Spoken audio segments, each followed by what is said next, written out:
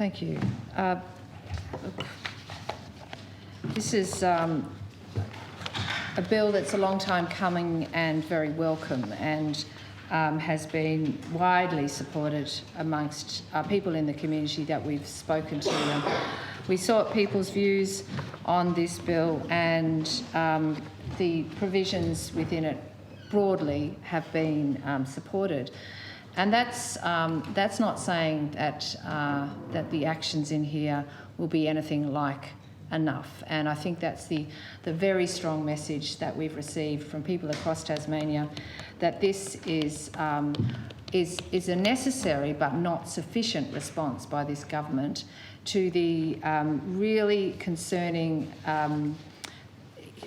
increasing losses of little penguins around Tasmania, so that people from the University of Tasmania, BirdLife Tasmania and other expert conservationists are warning us that we are very close to losing all little penguin colonies in Tasmania altogether. It is they're really on a cliff, is what the experts are telling us.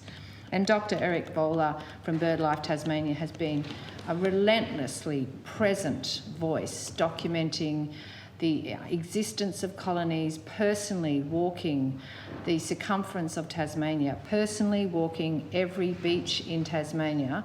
This is the work that that man does on behalf of all of us who care about birds.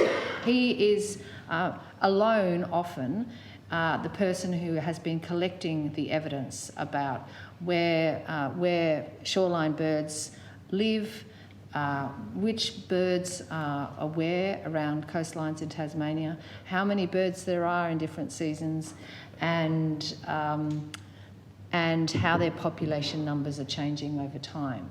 And I just want to pay incredible credit to a man who gets his exercise, and it certainly keeps him fit. But it's a big personal toll on somebody who does that work himself because he cares so much. And all Tasmanians who love birds owe him a debt of gratitude, and the other people in BirdLife Tasmania, conservationists around Tasmania, who are there watching, observing, doing everything that they can to keep beautiful little birds like penguins with us into the future. And people who opened the Mercury would have read today or yesterday the really concerning news that shearwaters have not yet arrived as expected in Tasmania. And this is devastating news. But sadly, for those of us who are watching the changes, the breakdown in climate systems around the world, this is sadly also not a surprise. We don't know what's happened to the shearwater population, but they have not arrived here in the numbers they usually would. Usually by mid-September, they'd be flying in to nest and to make Tasmania their home and to continue their populations into the future. But it's been fully a month, and the flocks of shearwaters haven't arrived in anything like the numbers that they usually do. At the same time, we are seeing evidence. We hear from the northern from the Arctic regions, North Alaska, I believe, of dead shearwaters washing up on beaches. So, you know, we are confronting a complete breakdown of the climate, and because of population pressures and so many other changes that are confronting the planet Earth, what we're looking at is faunal extinction, bird extinctions like we've never seen before. Documents from mainland Tasmania, from areas around the wine-growing district of, I think it was the Barossa. Beautiful little birds.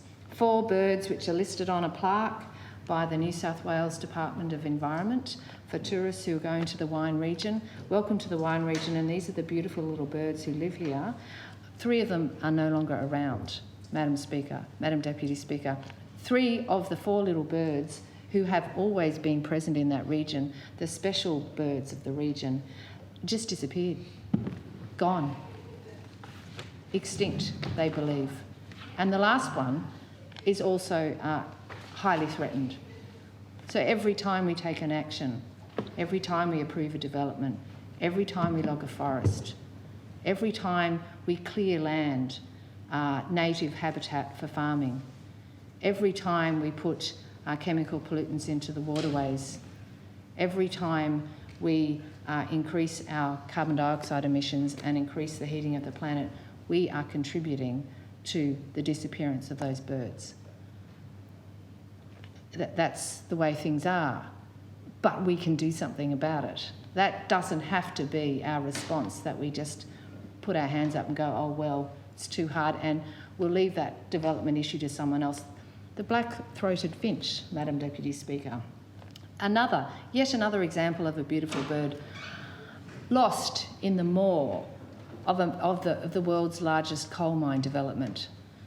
Approval for that mine went ahead despite all the evidence that it will cause the local extinctions, the extinction of the black-throated finch, another beautiful bird.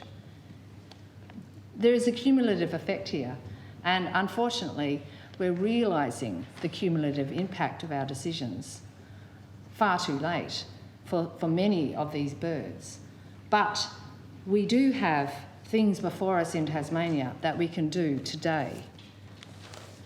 This bill is a tiny part of what's required, but all of the submissions, the majority of the submissions, I should say, that I've read that were made to the government on this bill make a very clear point that without support for local councils, without actual surveillance, no increases in fines will make any difference whatsoever, because there has never so far, despite the fact that already it is the case that a person could be fined for having a dog in an area where they're not meant to be.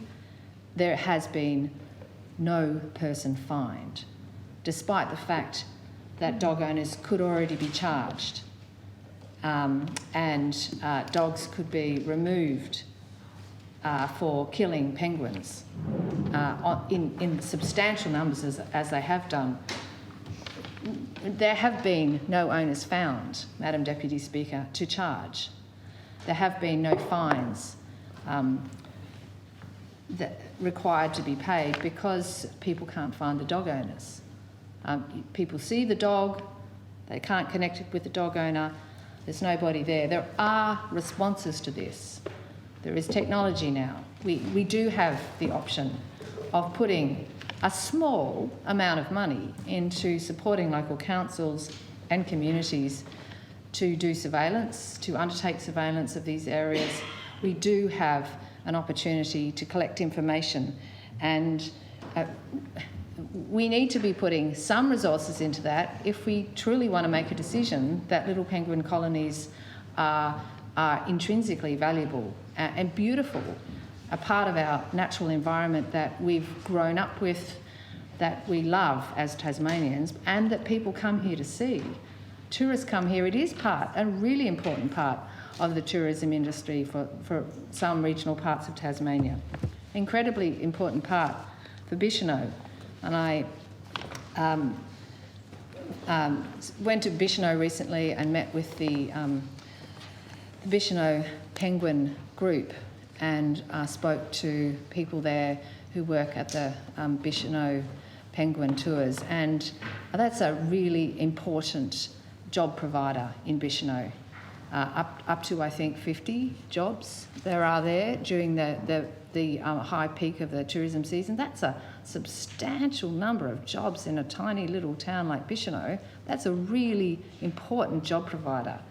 It will really matter to them if they lose their penguin colonies. It's a big deal. But first and foremost, why it's a big deal for them is because they love little penguins. It's not about the money, it's about the love.